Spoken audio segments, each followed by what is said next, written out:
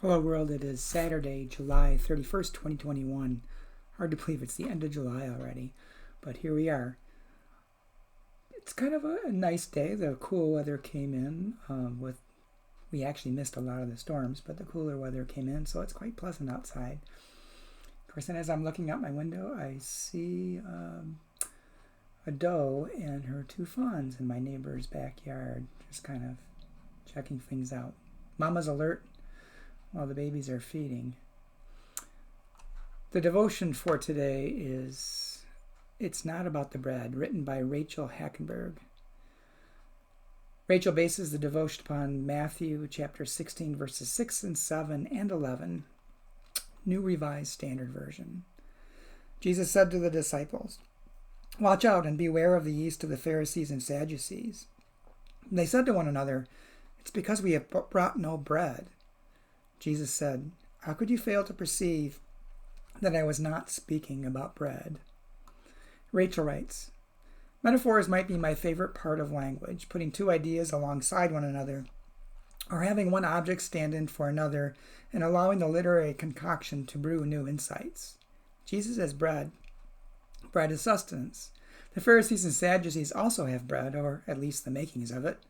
Bread is food. Bread is not food. Bread can be manipulated. So can people. So can religion. So can metaphor. For all the fun of metaphor, its revelations depend upon context, and context needs our attention if we hope to understand metaphors, understand each other. What makes a loaf of bread different in nourishment than the bread of life? How does hunger change the value of bread/bread? What makes the yeast of the Pharisees bad for bread making, bad for eating, bad for living? Truth be told, Jesus probably is hungry in this moment, but still his point is not about the bread. It's about it's about where we place our trust. Bread is simply the metaphor. Likewise, the Sadducees and Pharisees are sincere in setting religious rules to guide a community's shared interests, but community living isn't really about the rules. It's about whether we have one another's interests at heart. Rules are our metaphors for other and self-interest.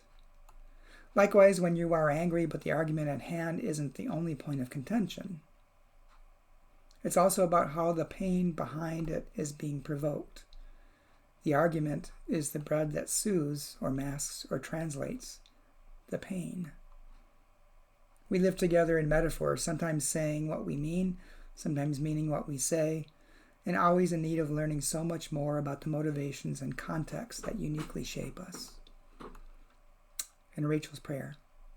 Even when I've eaten my fill of bread, O life, there's still so much I don't know. Teach me to be discerning of yeast and motivation, of bread and assumption, and of the hungers that compel our relationships. Amen. And of course, fitting with metaphors, this devotion brings up all kinds of thoughts and ideas in my mind as I was reading it. One of the thoughts, and there's just so many, like I said, I'm going to just stick to a couple, but one of the thoughts was the Pharisees and the Sadducees. Many conservative Christians, I don't know why conservative Christians in particular, but many conservative Christians look at this as Jesus demeaning the Jewish faith, when in fact he was not. Jesus was simply pointing out the lack of focus of some of the religious leadership in his time and place, not of his faith or his religion, but just particular leadership in his time and his place, who overemphasize following the rules without really looking at the relationships behind those rules. And she touches that, if I can find that point again. About community, religious rules to guide a community's shared interests. But community living isn't really about the rules. It's about whether we have one another's interests at heart. You can follow the rules, but if you don't follow them with the interest of others at heart, it's insincere at best and detrimental at worst, because it kind of blows the whole focus of the point behind the rules. It's about our life together. And the same with bread. looking for that which nourishes us and feeds us, all of us, and brings us together.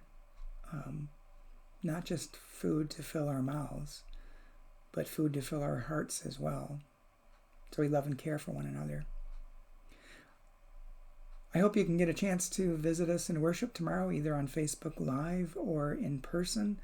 Music, again, starts about 10:15, and we worship. Our announcements are about 10:27 or so, and then the worship immediately follows that. And it is Communion Sunday, so if you're going to be participating from home, be sure to have your communion elements with you.